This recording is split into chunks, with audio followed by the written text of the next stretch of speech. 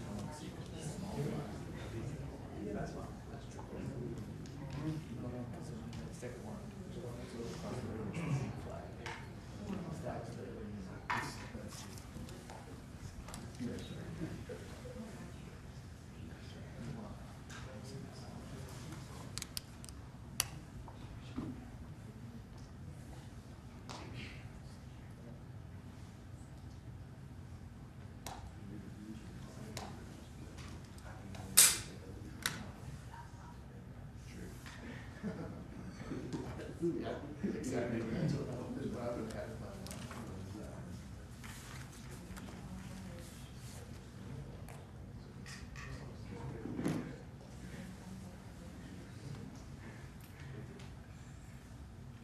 Do it again.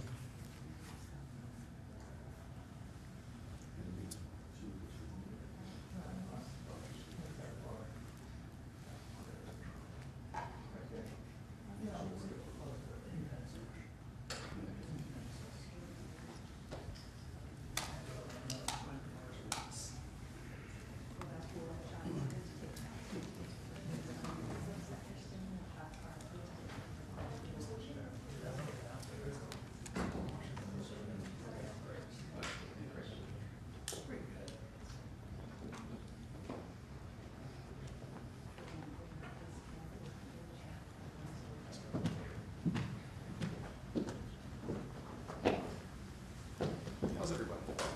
Doing well, Kevin. Good, Justin. Yeah.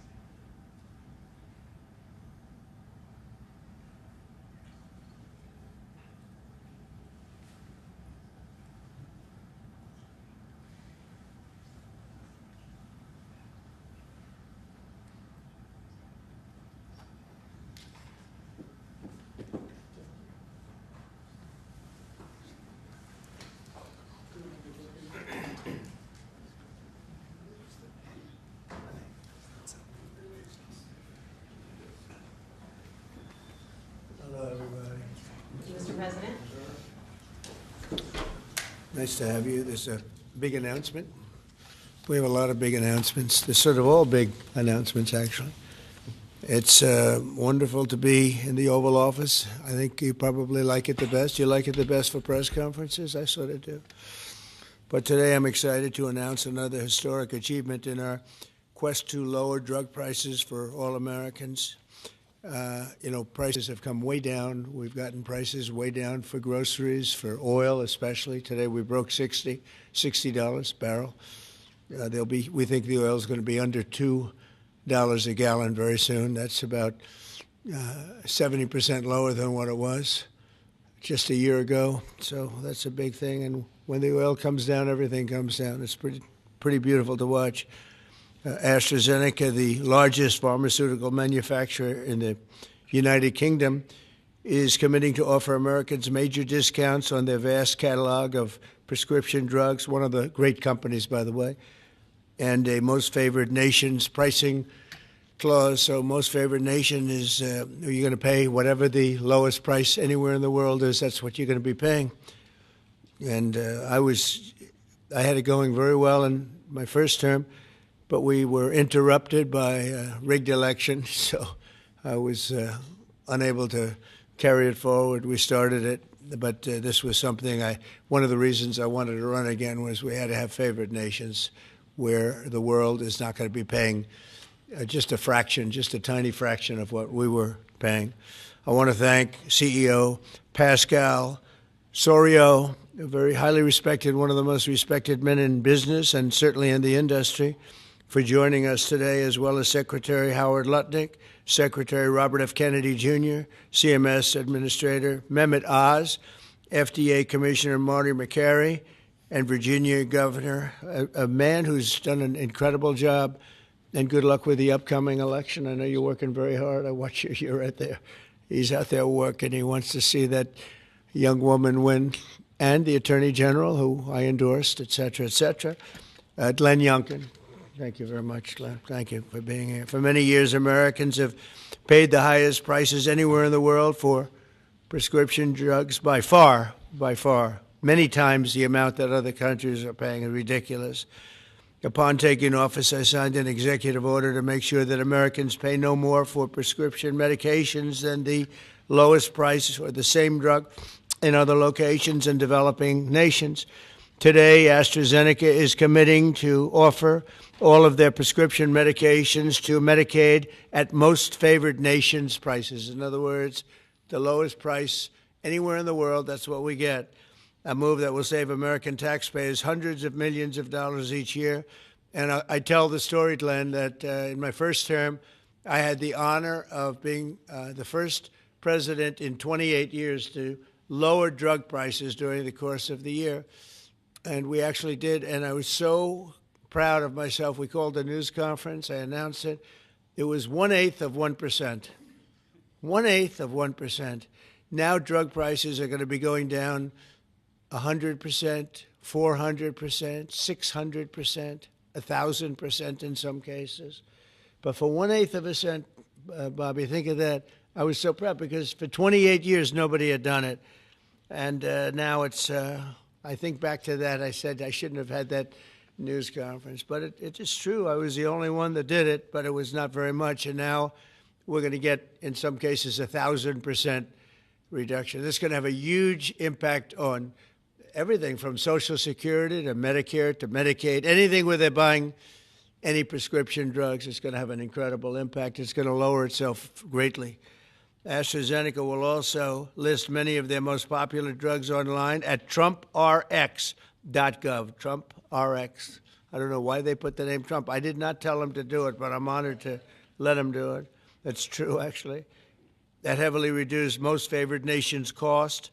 Americans can expect discounts, and as I said, it could be in many cases way over 100%. And as an example, one particular drug that's hot, very hot, 654% on inhalers, COPD and asthma, as well as certain diabetics medications. They're going to be averaging about 654% reduction in price. You believe that one? The Democrats will say, well, he should have gotten more. It's crazy. In addition, all medications AstraZeneca introduces to the American market going forward will also be sold at these heavily discounted rates. Furthermore, AstraZeneca will invest $50 billion in the United States over the next 5 years for research and development of new drugs and to onshore manufacturing facilities across the country, like the new plant that broke ground yesterday in Charlottesville, Virginia, where the governor attended. They had a tremendous group of people attending. It's going to have 3,600 jobs just to begin with. And that's going to be a fantastic plant. I saw a picture. It's going to be the best, right? You can't get any better. This is a tremendous victory for Virginia and for American patients and for everything, for the country. It's an amazing company to have coming over to the United States in such a big way. That's going to be a big part of the company. Presidents have promised for years to lower the cost of health care. But my administration is actually the first to do it and do it substantially, do it at numbers that nobody thought, even I thought, were not possible. When you think of it, if you got a 1%, 2%, 5%, that's good. You did a good job. We're talking about 100, 200, 300, 500, 700 in some cases, some big, big numbers. And the largest drug companies in the world are working with us to make this a reality. And so I look forward to being at your opening of that incredible facility. I hear something, and it's in a great location, Len, right? One of the beautiful locations. So I'd now like to ask Secretary Kennedy to say a few words, followed by Dr. Oz, Pascal, Governor Youngkin, and we'll take some questions afterwards. Would anybody like to have some questions? Yes? Oh, I'm shocked. Okay, we'll take them right after, okay? Bobby, please. Thank you, Mr. President. I talked about this a little yesterday in the cabinet meeting, but it's worth repeating because it shows this historical achievement as really monumental. When I was in my confirmation process, virtually every Democratic senator showed me their preoccupation with making sure that we completed, that I was going to continue to get a commitment from me to continue the IRA drug price negotiations. That the IRA required the Democrats, while President Biden was in the first year of the IRA, to negotiate 10 drug prices down. And then I was supposed to, my first year, negotiate 15 and 15 every year thereafter, and that was their plan. The Democrats claimed that they had a 22% reduction, and that was a great success. When we actually looked at that, when I came into the agency, we realized we were actually paying more for 8 of the 10 drugs. The 22% reduction was off of list price. And Medicare ended up paying more for 8 of the drugs, equal for the 9th, and about a 2% discount on the 10th drug. So that was the plan, and that's what they did. We are continuing the IRA negotiations, but thanks to the president's leadership, we have achieved something extraordinary here, which is a dream that he's had for 20 years because he's the common sense president. He saw something 20 years ago. He learned that we were paying 3, 4, 5, sometimes 10 times for the same drug as they were paying in European countries. Some of these drugs were manufactured in facilities in New Jersey and then sold for 1/10 the price in Great Britain, in London or Paris, that Americans were being charged for them here. He saw that this was unfair. Every Democratic president, every Republican president has said that this was the gold standard. This is what we needed to do. Nobody's been able to change it. And when we came in, I have to say I was pessimistic about doing MFN. Dr. Oz was pessimistic. Our staff, John Brook and Chris Klump and the other people we brought in were all pessimistic. The president saw something that we didn't see, which is we had leverage. And that came through Howard and the tariffs, and we had extraordinary leverage to craft these deals. So last week we had Pfizer in, which is one of the biggest American pharmaceutical companies. Today we have AstraZeneca in with Pascal Soriot, which is one of the biggest European pharmaceutical companies. And the president asked us to do three things. One, to get MFN prices. Two, to not bankrupt these companies. He understood that America has to be the center for innovation. The drug industry needs to innovate, that it's critical for its bottom line, it's critical for the health of the American people. And he asked us also to make sure that those companies would keep their promise to reshore this industry. For national security purposes, for our economy, it's critical. These companies are making these drugs in the United States. We were able to achieve all those things, and partially with the visionary help of Pascal, where is he? Of Pascal Zorias, who understood that innovation and the business doesn't work if everybody is not pulling the oars, if everybody doesn't have a skin in the game. Oh, the whole world was riding on our shoulders and riding on our dime. 70% of pharmaceutical revenues comes from this country. We only have 4.2% of the world's population. And we were paying for 80 or 90% of the innovation here. And the rest of the world was a free rider. And Pascal understood that that's not fair, and it's not a good, sustainable, long-term business model. And he came to the table. He was one of the first leaders to come to the table. I want to thank him for his vision, for operating with us in good faith. And this is an extraordinary deal. Not only that, but as the president just pointed out, he is also reshoring this industry here.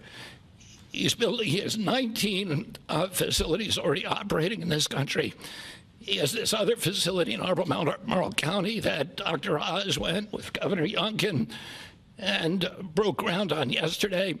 He has a second facility that is under construction in Kendall Square in Boston, another facility in Rockville, Maryland, and a fourth facility in Copper, Texas, right outside of Dallas-Fort Worth.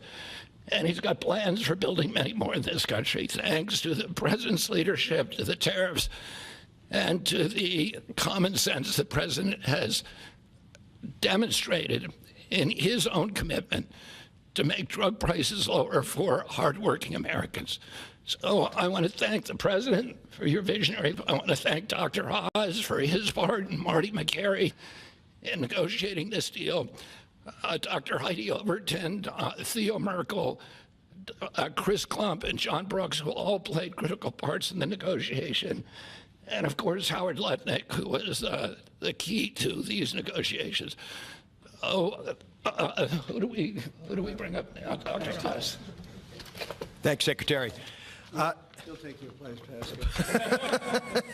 Oh, Pascal, I get to introduce Pascal, which I'll do with great joy and honor. So the world is watching as President Trump tries to make peace in every place he can go. But at the same time, President Trump is putting peace into the hearts of Americans and bringing peace of mind to them, especially Americans who cannot afford their medications. And just to put a number on this, as he releases us from the bondage of paying 3 times more for the exact same product made in the same factory, in the same pill box, in the same instruction manual overseas, rather in this country than we pay overseas, it creates an opportunity for us because, Mr. President, you're turning the art of the deal into the art of the heel. And that is something that you're going to witness today. And it's the second, we have more coming, but this is a very important one because I want to set the stage here. And Mr. Secretary, you're too modest. Secretary Kennedy did have a vision to push hard on this. He understood we could give the right medications to the right people at the right time. And there is nothing more maha than giving folks life-saving medications in a timely fashion so you prevent illnesses and treat other ones that have already occurred. You save lives that way. That literally is what was on the line as we began negotiating these. So let's set the stage. Where are we right now? Why this order? Last week in this very room, President Trump welcomed the CEO of Pfizer, and that company, a leading U.S. pharmaceutical company, pledged to provide exactly what the president promised. Massive discounts to allow us to have most favored nation drug pricing in this country so we don't allow our people to pay more than folks overseas. And this was unthinkable even 6 months ago, 7 months ago when we came into office. And Americans now have the ability to do that, but we needed to prove it was scalable. So we went to AstraZeneca. which is the leading pharmaceutical company, a leading company in the entire world, but a massive opportunity in this march to MFN, a march to most favored nation drug pricing.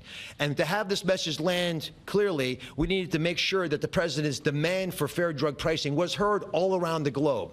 And I actually think the single most powerful tool we had was the president, because people take him seriously. And some of the things that they were hearing overseas were alarming them enough that they began to realize the jig was up. So let's talk about the deal specifically. What are John Brooks, if you give me my Vanna White, please. John back there is Theo, Vince, Heidi were parts of the team. There are other members of the team I'll speak of in a second. So these are the 5 deal points. This is what Trump RX, by the way, which just launched, TrumpRx.gov, which was a unanimous name, by the way, Mr. President. He was not involved in picking the name, but it was not a difficult one to land on. We thought it had a catchy element to it. All primary care medications sold by AstraZeneca are going to be available on Trump RX, which means no more gaming, no more middlemen. Starting early next year, when you go to the website, you'll be able to see a marketplace. We're not selling the drugs. We're just making information available to everyone so you go to the right place to buy the right medication. Second, drugs for lung diseases are discounted massively, and that's over here on this line. The president highlighted 650%. They're significant discounts, and these are medications. We just picked the ones for lung disease and one for metabolic syndrome, diabetes, but there are others that are included. We have most favored nation pricing for everyone who is on Medicaid in this country. That's why Governor Youngkin is able to do backflips with his nimble 6'6" physique, because for governors, this is a massive problem. If Medicaid prices continue going up, it crowds out other social services, which he'll speak to. We also have MFN for all new prescription drugs. Mr. President, by the time this term is done, 95% of all drugs sold in America, branded drugs and generic, will be available at a most favored nation drug pricing. Americans are going to benefit if the prices drop abroad. So Secretary Lutnick is going to make sure that if we get better prices for these companies from our partner countries overseas, the American people see those benefits, and there's going to be onshoring of manufacturing. And as has been mentioned, I stood with Governor Youngkin and Pascal Soriot as we broke ground yesterday in Charlottesville, Virginia, in a massive $4 billion facility. That's the hard hat, Mr. President. I know you like construction, so that was all I could bring back. But there was a lot of remarkable energy. And here's what that event really does. It sends a signal. It sends a signal for all countries around the world to stop freeloading off American innovation. It's done. It's not going to happen anymore with this president. And if you aren't picking up your end of the bargain, then you're going to be welcoming a lot of more companies to leave your shores and allow us to welcome them into our shores as they open up manufacturing facilities here. And for all the pharmaceutical companies out there, we're talking to all of you, pick up a shovel. This is a great place to build a facility, as AstraZeneca has shown us, and I think it has a wonderful opportunity in the future as well as this country continues to support the innovation Secretary Kennedy spoke about, because we're not compromising that at all. We're just getting fair prices for the American people. To the team, tough negotiations, Mr. President. You know how hard they can be. You can't get there without world-class negotiators, and we are blessed by individuals to work with the AstraZeneca team, who are killers, head-to-head. And why? Because talented people out of the private sector are coming into government to serve this president in a generational opportunity that they feel in their heart will make a difference. John Brooks is part of that team. Chris Klump, Inma Hernandez, numerous other folks contributed as well. But we're open for business. And if you want a great position and a patriot, like the folks who negotiated these deals, please consider coming with us, because the president has made it clear that you will make a difference in government. Finally, I want to thank Pascal Soriot. Pascal is an interesting, almost enigmatic individual. He's a CEO of AstraZeneca. He is born in France, Australian citizen, knighted in Great Britain, running their largest pharmaceutical company. So you figure out the lineage. But one thing I know is a very, very smart man who came here early on, took the president seriously, and he recognized the inherent unfairness of the European model of global freeloading off our innovation. He appreciated the challenge, and he wanted to be part of the solution. So Pascal, take it away. Thank you so much. So, President Trump, it is really a pleasure to see you again, since I had a chance to meet you last time you visited the UK for your state visit. I know the King actually kept you late during the night, during your visit, late up at night. And I must thank you, actually, for returning the favor I can tell you, you've kept me up at night and my team as well. But it has been really worth it. It's been worth it because today I'm really excited to announce AstraZeneca's commitment to your vision for a healthy America. Great leadership is about having an ambitious vision that can energize people, and you appoint a very talented team that can deliver on this. Your vision is exactly that. It is about lowering the price of medicines for American patients while ensuring that America remains a global powerhouse of innovation in biopharmaceuticals. And that's not easy to do. We need to keep inventing the technologies and the products that will cure disease. But you actually gave us a key, equalization. That's an important word. Yeah. You've assembled a remarkable team, actually, that together with us found a way to deliver on your vision. I would like to thank you, Mr. President, for your collaborative and your trusting approach throughout the discussion that led to this agreement. In addition, I would like to thank Secretary Lutnick, I'd like to thank Secretary Kennedy, Dr. Oz, and the CMS team, in particular John Brooks, who is here today, but also Chris Klump, for their very straightforward approach and their collaborative work that, together with my great team at AstraZeneca, enabled us to deliver this agreement today. It is an agreement that allows a number of wins. First of all, a great win for American patients. This agreement will deliver improved access to our medicines at a lower cost. We've addressed the 4 points that you raised in your letter, ensuring Americans do not pay more than patients in other wealthy countries.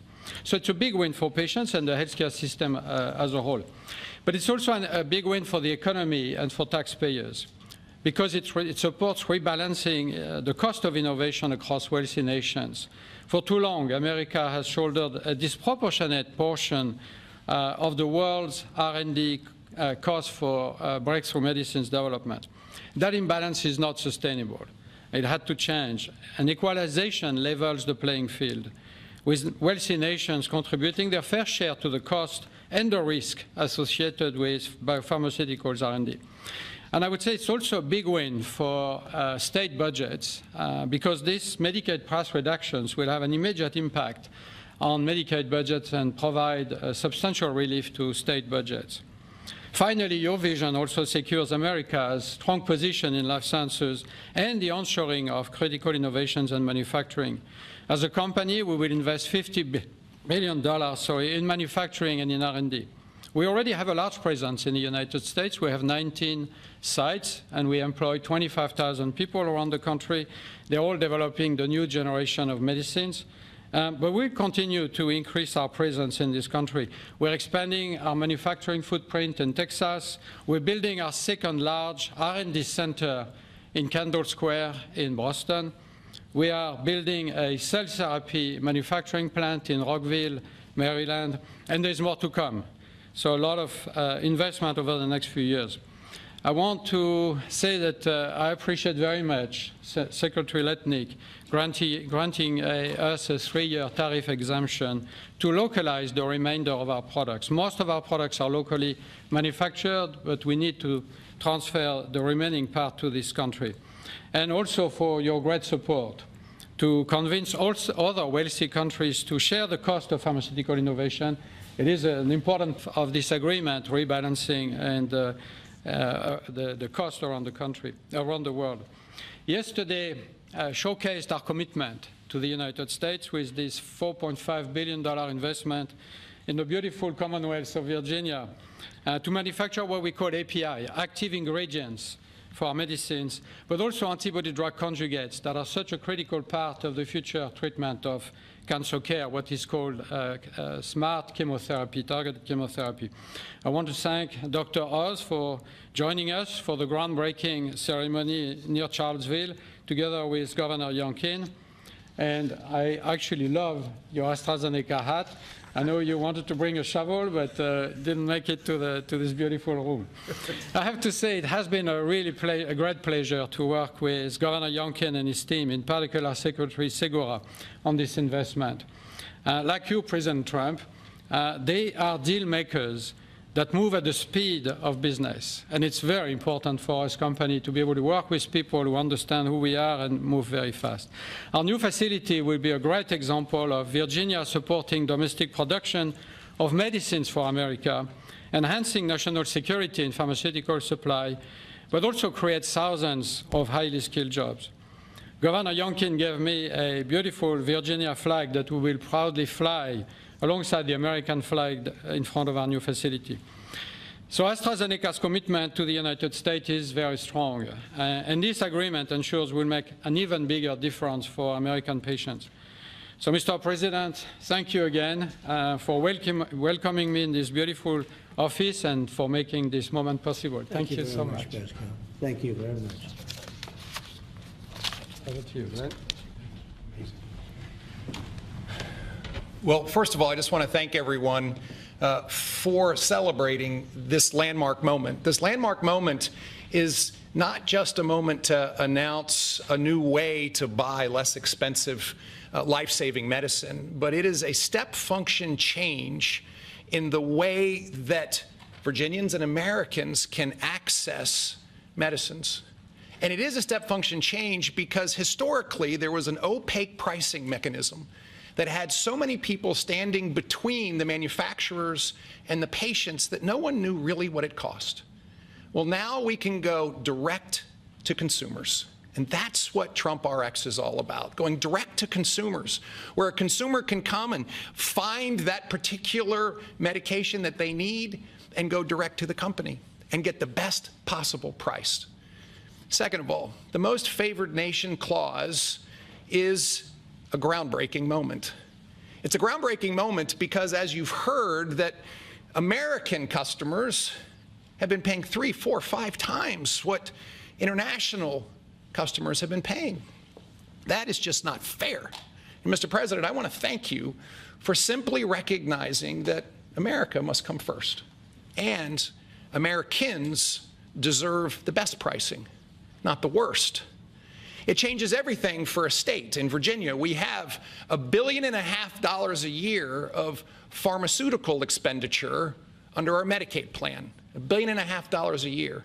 We save 10%, 20%, 30%. All of a sudden, 150, 300 million, 450 million in savings can be realized by a state. Now, I firmly believe that's the people's money, and it should go back in tax relief. But think about the change that that enables for a state as they manage their health care expenditures. Finally, Mr. President, you have driven a reshoring of critical supply chains that no one thought could happen. The industries that everyone thought were lost are now coming home, and with pharmaceutical manufacturing and active pharmaceutical ingredients particularly coming back to America, it changes everything. It's an economic moment for us. Yes, $4.5 billion into the Virginia economy, and that will in fact translate into $3 or $4 of extra economic impact for every dollar that is spent, 3,600 great paying jobs. But it's even more than that. This is a national security moment. And what you've just heard is one of the leading pharmaceutical companies in the world is choosing America, and yes, Virginia, to invest nearly $5 billion to build the most critical manufacturing for the future of America's health. That's not just a single example. It's happening all over. And in fact, in Virginia, Mr. President, we've been blessed with nearly $10 billion of commitments to build new pharmaceutical manufacturing in the great Commonwealth of Virginia. And therefore, I believe this is a moment to celebrate investment, but more importantly, to celebrate breakthroughs for American citizens to get access to life-saving medicines at costs that they deserve because they're all made here. Mr. President, you and your cabinet have been amazing. As a governor, I have found that the cooperation with every one of your cabinet members, and sir, yes, you, has been beyond compare that I could ever imagine. I want to thank you for helping us make Virginia great again, too. Thank you.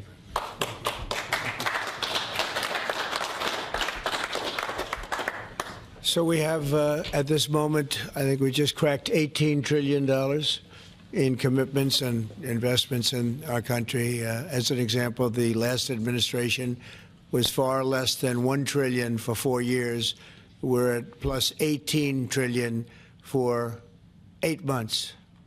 There's never been anything like it in history in any country, anywhere in the world. So that's great. But maybe for purposes of this, more importantly, we're going to bring drug prices down at numbers that nobody ever thought possible, Glenn. I think nobody ever even thought it was possible. So we're going to be doing a lot of business, but we're going to be also numbers that when you're 2, 3, 4, 500% less. I just noticed one of them over here, 654% discount. 654. The laggard is 98%, right?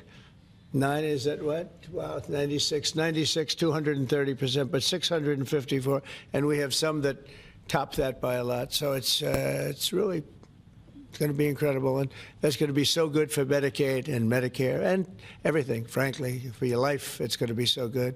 So nobody ever thought they were going to see. And don't let Democrats take the credit, because they'll try. They'll say, "Oh, we worked so hard on it." They didn't work hard. They did. They obstructed. They actually did the opposite. So that's really more important than even the tremendous investments being made in our country. But think of it: we cracked 18 trillion with a T, trillion dollars, and frankly, 1 trillion for 4 years wasn't that bad. He did less than a trillion, but we did that in a period of 8 months. So it's pretty record-shattering by many trillions of dollars. Any country, no matter what country you're talking about, nobody's done numbers like that. So thank you all for being here. Do you want to have a couple of questions? Yes, yeah, please. Yeah, Mr. President, one on this, if I could, one on China, if I may. First on this, could you have brought these pharmaceutical companies to the table without that 100% tariff which you imposed? Well, it's not 100%. You're talking about China might be 100%. No, I'm talking about the 100% you imposed on pharmaceuticals for that sector. I would never have been able to bring them. Now, I'm not sure that Pascal would like to say, but behind the scenes he did say tariffs were a big reason he came here, and also the fact he loved Virginia. He liked this guy. He liked me. I think the November 5th election was a very important date. We had a good election, and that was important. But yeah, he's here. A lot of. I can speak for almost everybody that's here. Most of them are here because of tariffs, because you have to understand he has no tariffs. If you build in this country, there are no tariffs. So. Let me ask you about China, if I could. Just want to confirm: have you canceled your meeting with President Xi? And no, I haven't canceled, but I don't know that we're going to have it. But I'm going to be there regardless, so I would assume we might have it. But they hit the world with something that really is not anything that people are going to do, and it was shocking. I can tell you, Howard and I and Todd, we all Scott, we were all speaking about it before, and we said, where did that come from? It was just. That was out of the blue, right? Out of the blue, they came up with this whole import-export concept, and nobody knew anything about it. So. If they roll back their export controls, the new announcement, would you roll back? Look, we're going to have to see what happens. That's why I made it November 1st. We'll see what happens. Yeah. Mr. President, the last time, Mr. President, go ahead, please. What else besides software could be on the table in terms of export controls? A lot more. I mean, you have software, but you have a lot more. We have airplanes. We have airplane parts. You remember that from last time. We were just surprised at China. I have a very good relationship with President Xi, and they did that. This is not something that I, instigated. This was just a response to something that they did, and they didn't really aim it at us. They aimed it at the whole world. The whole world is subject to it. So I thought it was very, very bad. But we have many things, including a big thing is airplane. They have a lot of Boeing planes, and they need parts and lots of things like that. Steve. Israeli Prime Minister Benjamin Netanyahu to accept the Gaza deal, and what will be your message to the Knesset when you speak to them? Well, he wanted it. It's been a long time. He's been fighting a long time. He's been fighting hard. He wanted it. It's a great deal for Israel, but it's a great deal for everybody, for Arabs, for Muslims, for everybody, for the world. And as you know, on Monday the hostages come back. They're getting them now. I mean, they're getting them now. They're in some pretty rough places under earth. They're in some pretty rough places where only a few people know where they are, in some cases. So they're getting them, and they're also getting the bodies, approximately 28 bodies and some of those bodies are being unearthed right now as we speak. I mean, they're working on it right now as we speak. It's a tragedy. It's a tragedy. No, he was very happy with it, and I can tell you that I saw Israel dancing in the streets, but they were dancing in Qatar and Saudi Arabia and UAE and many, many countries. I saw Egypt. They were dancing. I'll be going to Israel. I'll be speaking at the Knesset, I think, early on, and then I'm also going to Egypt. They were terrific. But all of the countries were great. Indonesia was great. Jordan was great. They were all great. Everybody wants this deal to happen. What happens in Gaza the day after the hostage release? Day after what? The day after the hostage release, what happens there then? Well, hopefully you're going to have great success I call it everlasting success. I think you will, too. I think you're going to have tremendous success, and Gaza is going to be rebuilt. And you have some very wealthy countries, as you know, over there. And it would take a small fraction of their wealth to do that. But and I think they want to do it. And we're also setting up, as you know, a board of peace. It's called the Board of Peace. I don't know if that's the final name, but the word peace is definitely in there. They have asked me if I chair it. We'll make sure things go well. And how confident are you that the ceasefire will hold? I think it'll hold, yeah. I think it'll hold. They're all tired of the fighting. Don't forget, you had October 7th, which was a horrible day, 1,200 people killed. But Hamas has lost 58,000 people. That's big retribution. That's big retribution. People understand that. So, no, I think they're all tired of fighting. And this really gives the whole Middle East, this is beyond Gaza. Gaza is very important, but this is beyond Gaza. This is peace in the Middle East, and it is a beautiful thing. You know, it's a term that you and I have been hearing since we were very young, right? And now we have a chance of really having that. And as you know, most of the countries have passed all these resolutions. Every country is there. Iran came in. I was very happy to see that. I was very honored that Iran came in. They said they support it. Russia came in. President Putin, he supports it fully, very fully. So I was happy to see even countries that weren't necessarily involved in the process, they all support it. I don't know of anybody that does it. And I've never seen happier people than many of these places, not just Israel, many of these places. They're all dancing in the streets. I've never seen anything like it. Mr. President, Go ahead, please, in the back. Thank you. What guarantees did you give Hamas to persuade them that Israel will restart the bombing campaign once the hostages have been exchanged? What did I do with respect to them? Well, you know, I spoke a little bit tough, and that's what would happen. I mean, you have to speak tough. That's a tough world. That's a tough, as they say, neighborhood. And they're tough people. They're very tough people, and they're smart people. They're good negotiators. They have a lot of things going. They put that to good use. They're going to be very, very successful. But they knew the retribution would be tremendous, unsustainable. It would have been unsustainable. It would have been complete obliteration, and they didn't want that. And nobody wants it at this point. They want to get on with, rebuilding the entire Middle East. It's not only Gaza. It's going to be the entire Middle East. They're going to be able to live in peace. Now, we have some little hot spots, but they're very small. You know the ones I'm talking about. They're very small. They'll be very easy to put out. Those fires are going to be put out very quickly. Yes, ma'am. Thank you, Mr. President. Talking about the Middle East still, going to the phases that come after this first phase, is there a consensus on the additional points in your plan, or are the details still being fine-tuned? I think there is consensus on most of it, and some of the details, like anything else, will be worked out, because you'll find out that when you're sitting in a beautiful room in Egypt, it's easy to work something out, but then sometimes it doesn't work from a practical standpoint. So certain little things, but for the most part, there's consensus, yes. Do you intend to hash that out when you're in Egypt? I might, yeah. I mean, I'll be there, because I'll be going to, I'll go to Cairo. I think that's where we're going, as opposed to the place of the signing. And we have a lot of leaders from all over the world coming, too. They've been invited. And then I'm coming back, I believe it's Tuesday night, for Charlie Kirk, a friend of mine, a friend of all of ours, a friend of a lot of the people right here.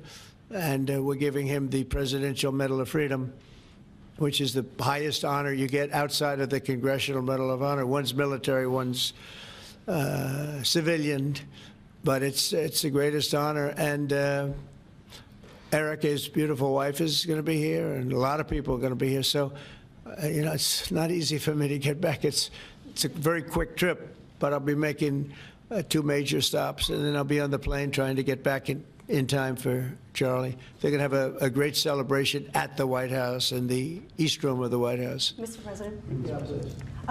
Russell Vought said the reductions in force have begun related to this shutdown. How many layoffs have you authorized for this first round, and from which agencies? And it will be Democrat-oriented, because we figure, they started this thing, so they should be Democrat-oriented. It'll be a lot, and we'll announce the numbers over the next couple of days, but it'll be a lot of people, all because of the Democrats. I mean, they want to give $1.5 trillion to people that came into the country illegally. More important than that, because we all have a big heart. We want people to be taken care of, but we have 0 people coming in. You know that, Glenn, right?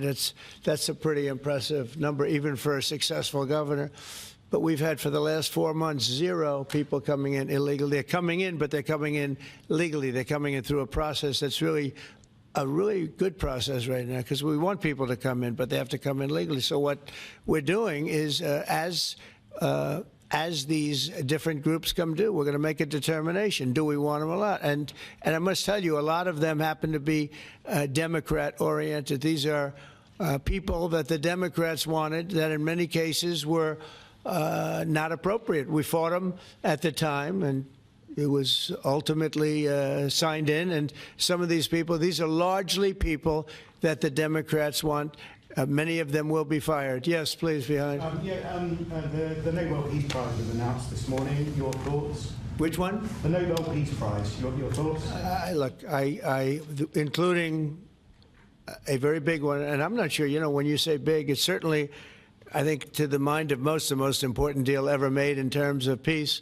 But the one we just signed, it's been signed, sealed, and it's going to start taking place now. It's already started. Monday's going to be a very big day when the hostages come back. But I made 8 deals, transactions of wars. One was 31 years going on. 10 million people were killed. One was 34 years. One was 36, 37. One was 10. One was just starting. 2 were just starting, actually, but they were well on their way. In the case of India and Pakistan, 7 planes were shot down. It was a bad one. And I did it largely through trade. I mean, that one, numerous of them. I talked tariffs. I said, look, if you're going to do that, we're going to put very big tariffs on your country. And they were both great. They stopped fighting, and there were 2 nuclear powers. So, they're all big. They're every one of them big. You take a look at the Congo. You take a look at the Congo and Rwanda. 10 million people killed over a long period of time. Got that one solved. We did a total of 8 as of this. 2 days ago, I would have said 7, which I did say, but the other one was signed up, sealed. As you know, Israel signed it just now. They signed it, and they approved it today, their parliament.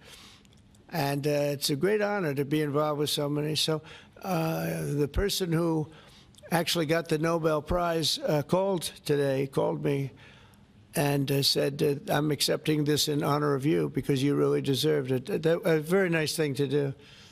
I didn't say then give it to me, though. I think she might have. She was very nice. And I've been helping her along the way. They need a lot of help in Venezuela. It's a basic disaster. So, and you could also say it was given out for 24, and I was running for office in 24. All of the transactions that we did in terms of closing, but there are those that say we did so much that they should have done it, but I don't take. I'm happy because I saved millions of lives, many millions of lives. And speaking of somebody that saves lives, don't ever play golf with it, because Keegan Bradley just walked in, one of the greatest golfers in the world, the captain of the Ryder Cup.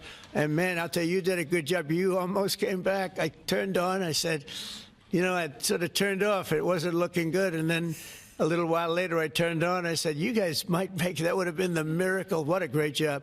He's respected by those golfers like nobody. And I just want to compliment you, Keegan. That was an incredible job. Right here, we have a lot of unfriendly fake news media. And he's not used to that. He's used to getting only good publicity, I think, Howard. These are all golfers. But you're some golfer, I'll tell you that, and some leader. Thank you very much. Great job. Thank you, Keith. Mr. President, on China. Yeah, please. On immigration, ICE are making arrests, targeted arrests at courthouses in New York City and around the country. To the Criminals are arresting criminals, that's right. Yeah. So Go what's ahead. your reaction to that? I'm happy about it. I want them to arrest criminals. And if you take a look at D.C., a year ago, D.C. was our great capital was a very unsafe place. You know that. Some of you were mugged, and talk openly about it. Some of the media was mugged. But right now, D.C. is one of the safest places in the whole country. The restaurants are booming. They're opening up new restaurants. The restaurants were all closing. Now you can't get into a restaurant. They're opening up new restaurants.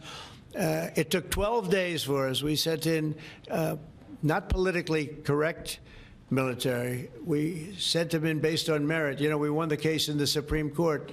Everything now is based on merit. Our country was founded on things based on merit.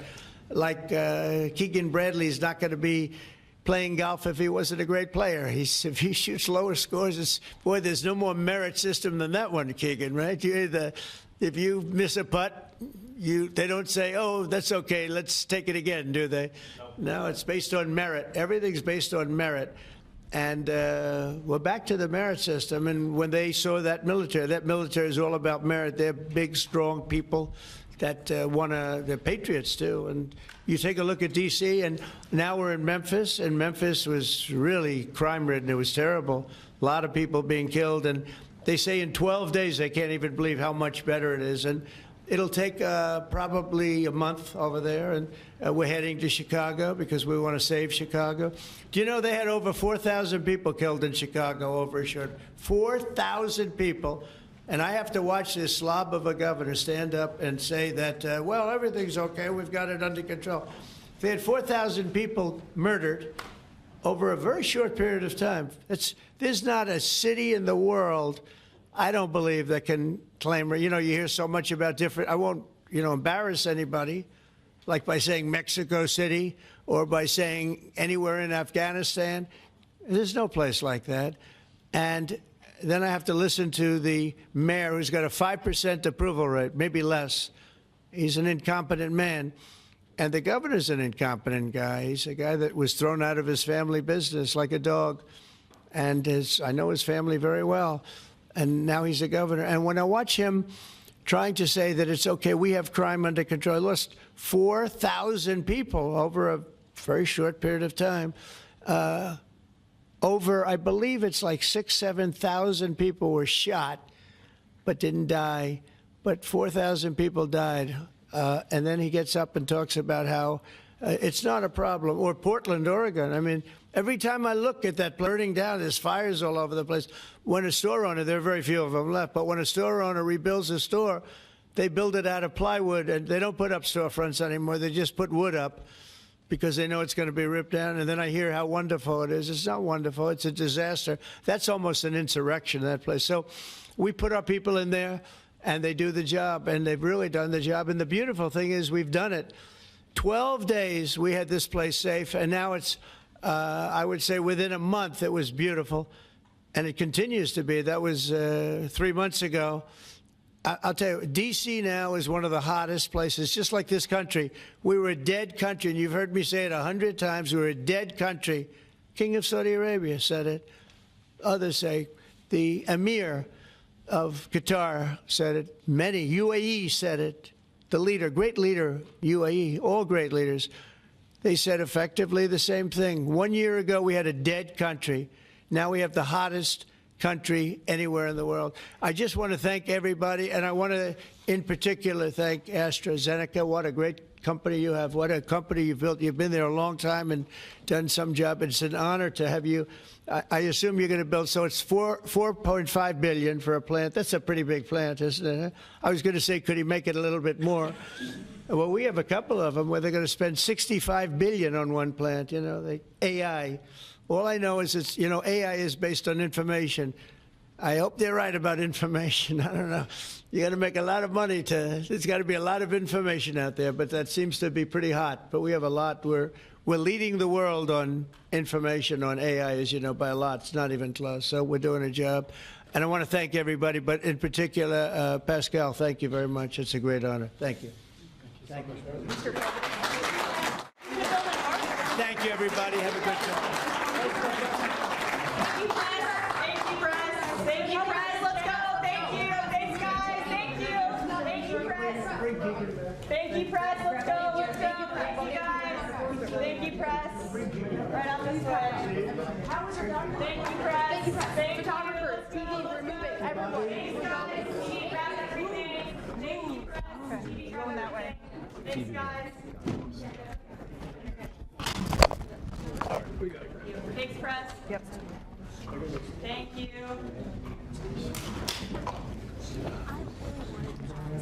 Thank you, guys. Let's go.